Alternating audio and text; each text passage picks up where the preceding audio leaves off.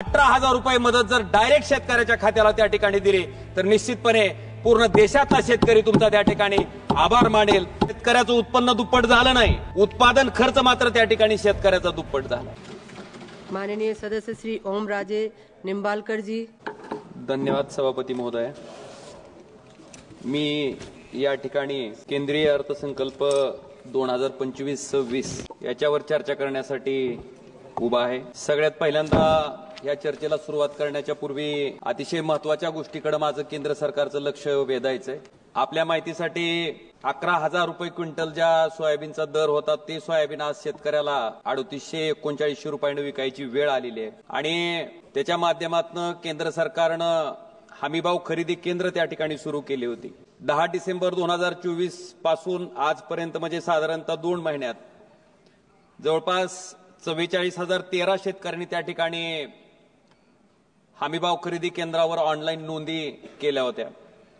त्याच्यापैकी 2 महिन्यात साधारणतः 15,749 शेतकऱ्यांचं त्या ठिकाणी 2 महिन्यात सोयाबीन खरेदी झालंय। ती काल शेवटची मुदत होती आणि जवळपास अजून 28,000 पेक्षा अधिकचे शेतकरी हे सोयाबीन हमीभाव खरेदी केंद्रावर खरेदी व्हावं त्याच्या प्रतीक्षेत आहेत। माझी केंद्र सरकारला कळकळीची नम्र विनंती आहे की त्या शेतकऱ्याचं जगणं कुठेतरी मान्य करून त्या शेतकऱ्याचं शेवटचं सोयाबीनचं पोतं जोपर्यंत खरेदी केलं जात नाही तोपर्यंत या हमीभाव खरेदी केंद्राची मुदत त्या ठिकाणी केंद्र सरकारनं वाढवावी ही विनंती मी आपल्या माध्यमातून कृषी मंत्री महोदयांना करीत आहे। मी स्वतः पण त्यांना भेटलो, त्यांना ही वस्तुस्थिती त्या ठिकाणी लक्षात आणून दिली। त्यामुळं आपल्या माध्यमातून विनंती आहे की तातडीने त्या ठिकाणी ह्या खरेदीची मुदत केंद्र सरकारनं वाढवावी। सभापती महोदया, केंद्रीय अर्थसंकल्पावर चर्चा करत असताना मला आपल्याला लक्षात आणून द्यायचंय की सन 2016 मध्ये या देशाचे पंतप्रधान सन्माननीय नरेंद्रजी मोदी साहेबांनी फार मोठा गाजावाजा करून त्या ठिकाणी सांगितलं की 2022 पर्यंत आम्ही देशातल्या शेतकऱ्यांचं उत्पन्न त्या ठिकाणी दुप्पट करू। सभापती महोदय, शेतकऱ्याचं उत्पन्न दुप्पट झालं नाही, उत्पादन खर्च मात्र त्या ठिकाणी शेतकऱ्याचा दुप्पट झालाय। आपण बघितलं असेल, जो शेतकरी त्या ठिकाणी त्या शेतीच्या माध्यमातून स्वतःचा उदरनिर्वाह करण्याचा प्रयत्न करतो, स्वतःचा प्रपंच त्या ठिकाणी चालवायचा प्रयत्न करतो, स्वतःची लेकरं त्या ठिकाणी शिकवण्याचा प्रयत्न करतो, ती शेती कशी नुकसानीची होत चालली आहे मला वाटतं याच्याकडे सुद्धा केंद्र सरकारनं लक्ष देणं गरजेचं। सभापती महोदय, सोयाबीनचा दर 11,000 रुपये गेला की ताबडतोब केंद्र सरकारचं लक्ष त्या ठिकाणी त्या सोयाबीनच्या दराकडे जातं। पाम तेलावरचं आयात शुल्क त्या ठिकाणी कपात केलं जातं, सोया पेंट त्या ठिकाणी आयात केली जाते आणि 11,000 रुपये क्विंटल विकलं जाणारं सोयाबीन त्या ठिकाणी शेतकऱ्याला आज 3839 रुपयांना विकायची वेळ त्या शेतकऱ्यावर आणली जाते। सभापती महोदया, कांद्याचा दर वाढला, लगेच कांद्याच्या निर्यातीवर त्या ठिकाणी बंदी आणली जाते आणि कांद्याचे दर सुद्धा त्या ठिकाणी पाडले जाते। सभापती महोदया, जसं उद्योगपतीला एक सिमेंटचं पोतं तयार केलं, स्टील तयार केलं, त्यावेळेस त्याच्यावर किती नफा घ्यायचा आहे याचा अधिकार आहे। मला वाटतं त्याच पद्धतीनं शेतकऱ्यानं स्वतःच्या रक्ताचं पाणी करून हाडाची काढ करून जे सोयाबीन पिकवलंय, जे पीक पिकवलंय त्या पिकावर सुद्धा त्याला किमान त्याचा प्रपंच चालावा इतका नफा मिळवण्याचा अधिकार त्या ठिकाणी आहे। हे सुद्धा कुठेतरी केंद्र सरकारने त्या ठिकाणी लक्षात घेणं गरजेचं आहे। सभापती महोदया, सोयाच्या बाबतीत तीच परिस्थिती, कांद्याच्या बाबतीत तीच परिस्थिती आहे। आपल्या माहितीसाठी मला आपल्याला सांगायचं की दुधाच्या भावाच्या बाबतीत सुद्धा तीच अवस्था। माझा जे लोकसभा क्षेत्र आहे तिथं साधारणतः बोमपरांडा वाशी ह्या विधानसभा मतदारसंघामध्ये आणि त्या क्षेत्रामध्ये खास करून खव्याचं उत्पादन त्या ठिकाणी मोठ्या प्रमाणावर केलं जातं। कुंतलगिरीचा पेढा म्हणून त्या ठिकाणी प्रसिद्ध आहे। दुर्दैवानं सभापती महोदया, गुजरातवरनं एक मिठा मावा त्या ठिकाणी भेसळयुक्त खवा त्या ठिकाणी आणला जातो, जो की 70 रुपये 80 रुपये किलोच्या माध्यमातून त्या ठिकाणी विकला जातो आणि ज्याच्यामुळं 150 रुपये किलोनं विकला जाणारा हा आमचा खवा आज शेतकऱ्याला 120 रुपयानं विकावा लागतोय। या पद्धतीनं मला वाटतं ह्या भेसळयुक्त खव्यावर सुद्धा त्या ठिकाणी तातडीनं बंदी आणणं गरजेचं आहे आणि लोकांच्या आरोग्याशी हा खेळ एक प्रकारे त्या ठिकाणी लावलेला आहे, त्याच्यावर सुद्धा नियंत्रण केंद्र सरकारनं आणणं गरजेचं आहे।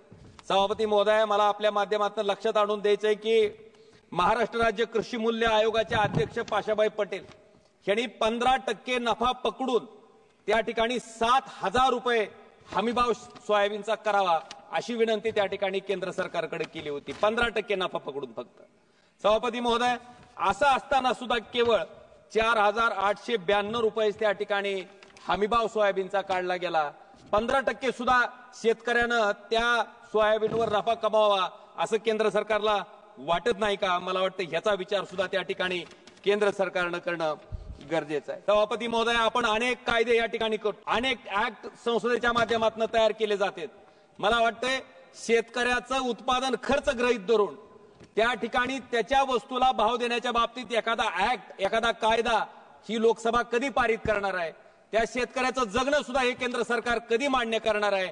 आणि त्याची शेती नफ्याची व्हावी ह्याच्यासाठी केंद्र सरकार कधी प्रयत्न करणार आहे? ती करावी अशी माझी आजच्या या चर्चेच्या निमित्तानं त्या ठिकाणी केंद्र सरकारकडे विनंती आहे. आज सांगितलं जातंय की 12 लाख रुपयापर्यंतचं जे उत्पन्न आहे, म्हणजे 12 लाख रुपये कमवणाऱ्या माणसाला त्याच्यावर कसल्याही प्रकारचा टॅक्स द्यावा लागणार नाही. सभापती महोदय, आमच्या भागातल्या शेतकऱ्यानं ह्या कर्जाची नुकसानीची स्थिती बघून अक्षरशः त्याच्यावर आत्महत्येची वेळ येते आणि आत्महत्या झाल्याच्या नंतर सरकार त्याला 1 लाख रुपयाची मदत करतंय. मला सांगा, त्या गोरगरीब शेतकऱ्यानं 12 लाख रुपये कधी कमावे आणि 12 लाख रुपयावरच्या तुमच्या टॅक्स एक्झम्पशनचा फायदा त्या गरीब शेतकऱ्यांना कधी यावा? मला वाटतं ह्याचा विचार सुद्धा त्या ठिकाणी केंद्र सरकारनं करणं नितांत गरजेचं आहे. आज आपल्या माध्यमातून मला लक्षात आणून द्यायचंय की प्रधानमंत्री फसल विमा योजनेच्या बाबतीत फार मोठी घोषणा त्या ठिकाणी वारंवार केली जाते. सभापती महोदय, या प्रधानमंत्री फसल विमा योजनेची अवस्था मला आपल्या माध्यमातून सरकारच्या लक्षात आणून द्यायची. आपल्या माहितीसाठी या योजनेच्या माध्यमातून जवळपास मागच्या 10 वर्षात केंद्र सरकारचा हिस्सा, राज्य सरकारचा हिस्सा आणि शेतकऱ्याचा हिस्सा असं मिळून जवळपास 42,000 कोटी रुपयाचा प्रीमियम या ठिकाणी विमा कंपन्याला दिला गेला आणि ह्या प्रीमियमच्या बदल्यात शेतकऱ्याचे क्लेम म्हणजे त्याची नुकसान भरपाई जी दिली गेली ती 36,300 कोटी रुपयाची आहे. म्हणजे साधारणतः ह्या विमा कंपन्यांनी मागच्या 10 वर्षात फक्त एकट्या महाराष्ट्रात 5,700 कोटी रुपये इतका नफा ह्या पीक विमाच्या माध्यमातून कमवलेला आहे. सभापती महोदय, मला आपल्या माध्यमातून लक्षात आणून द्यायचं की 17,000 18,000 रुपये एका हेक्टरसाठी विमा उतरवण्यासाठी त्या ठिकाणी विमा कंपनीला प्रीमियम दिला जातो आणि ज्यावेळेस नुकसान भरपाई द्यायची वेळ येते त्यावेळेस मात्र हे पीक विमा कंपन्या कधीही सरसगट शेतकऱ्यांना सरासरी 18,000 रुपये इतका पीक विमा कधीही देत नाहीत. कायम पीक विमा कंपन्या त्या ठिकाणी नफ्यात असतात. म्हणून ह्या प्रधानमंत्री फसल विमा योजनेचा पुनर्विचार केंद्र सरकारनं करावा ह्याच्या माध्यमातून. आणि ह्या कंपन्या कोणत्या आहेत आपण जर बघितलं असतील तर पूर्वी फक्त सरकारी कंपन्या ह्या विमा काढायच्या, पण आता आपण जर बघितलं असेल रिलायन्स जनरल इन्शुरन्स, सभापती महोदय 10 मिनिट आहेत, मला 5 मिनिटं पण झालेलं नाहीत. Reliance general insurance, HDFC Ergo, IFFCO Tokyo general insurance, मला वाटतं बजाज अलायन्स, भारती एक्सा, ICICI लोंबार्ड, सगळे प्रायव्हेट विमा कंपन्या आहेत सभापती महोदय आणि ह्या मोठ्या प्रमाणात दफेखोरी करतायत. माझी विनंती आहे आपल्या माध्यमातून केंद्र सरकारला की 17-18 हजार रुपये एक हेक्टरला पीक विमा कंपनीला म्हणजेच ह्या प्रायव्हेट कंपन्याला प्रीमियम भरण्यापेक्षा 18,000 रुपये मदत जर डायरेक्ट शेतकऱ्याच्या खात्याला त्या ठिकाणी दिली तर निश्चितपणे पूर्ण देशातला शेतकरी तुमचा त्या ठिकाणी आभार मानेल आणि तुमचं या निर्णयाचं सुद्धा त्या ठिकाणी अभिनंदन करेल. मला वाटतंय शेतकऱ्यासाठी सगळ्यात महत्वाचा विषय जर कुठला असेल तर त्याच्यासाठी शेतीसाठी दिलं जाणारं पाणी आणि त्यासाठी दिली जाणारी वीज. मला वाटतं या देशाचे पूर्व प्रधानमंत्री अटल बिहारी वाजपेयींनी नदीजोड प्रकल्पासारख्या अतिशय महत्वाकांक्षी प्रकल्पाची त्या ठिकाणी घोषणा केली गेली.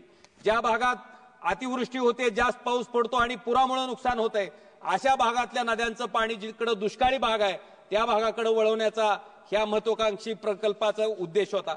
सभापती महोदय, त्या प्रकल्पाच्या बाबतीत एक शब्दही त्या ठिकाणी ह्या केंद्र सरकारच्या माध्यमातून काढला जात नाही. तुमच्याच पक्षाचे अटल बिहारी वाजपेयी होते, त्यांनी हा महत्वाकांक्षी प्रकल्प त्या ठिकाणी हाती घेतला होता. मला वाटतंय याच्याकडे सुद्धा केंद्र सरकारनं लक्ष घालून त्या ठिकाणी ह्या प्रकल्पाला सुद्धा गती देण्याच्या बाबतीत तातडीनं कारवाई करणं सभापती महोदय त्या ठिकाणी गरजेचं आहे.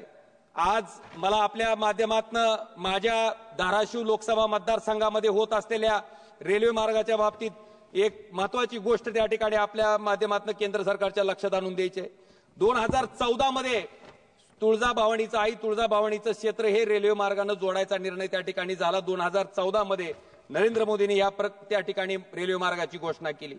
पण दुर्दैवानं ह्या प्रकल्पाला प्रशासकीय मान्यता मिळण्यासाठी 8 जानेवारी 2019 त्या ठिकाणी उजडावा लागला आणि ज्यावेळेस याला पहिल्यांदा प्रशासकीय मान्यता दिली गेली त्यावेळेस या प्रकल्पाचा खर्च होता केवळ 904 कोटी रुपये. पण दुर्दैवानं आजपर्यंत म्हणजे 2019 पासून ते 2024 पर्यंत या प्रकल्पासाठी 1026 कोटीची तरतूद त्या ठिकाणी केली गेली. सभापती महोदय, ह्याच्यामुळे आता या प्रकल्पाची किंमत जवळपास 3000 कोटी रुपये म्हणजे सुधारित प्रशासकीय मान्यता म्हणजे 904 कोटी रुपये लागणाऱ्या प्रकल्पाला आज 3000 कोटी रुपयाची सुधारित प्रशासकीय मान्यता द्यावी लागते. साधारणतः 2000 कोटी रुपये जास्तीचे पैसे या प्रकल्पासाठी खर्च करावे लागतात आणि असं असताना सुद्धा किमान 1000 कोटी रुपयाची तरतूद तरी या प्रकल्पासाठी करणं आवश्यक होतं. केवळ 225 कोटी रुपयाची तरतूद सभापती महोदय ह्या अर्थसंकल्पीय बजेटमध्ये त्या ठिकाणी केली गेली आहे. ह्या पद्धतीने जर हा रेल्वे मार्ग पूर्ण करायचा म्हटलं तर मला वाटतं पुढच्या अजून 10 वर्ष लागतील आणि त्यावेळेस मग 6000 कोटीला सुधारित प्रशासकीय मान्यता द्यावी लागेल का 7000 कोटीला सुधारित प्रशासकीय मान्यता द्यावी लागेल याचा विचार सुद्धा केंद्र सरकारनं त्या ठिकाणी करावा. माझा एक शेवटचा विषय आणि महत्वाचा विषय मी आपल्या माध्यमातून सरकारच्या लक्षात आणून देऊ इच्छितो. सभापती महोदय, त्या ठिकाणी सांगितलं जाते प्रधानमंत्री जन आरोग्य योजना.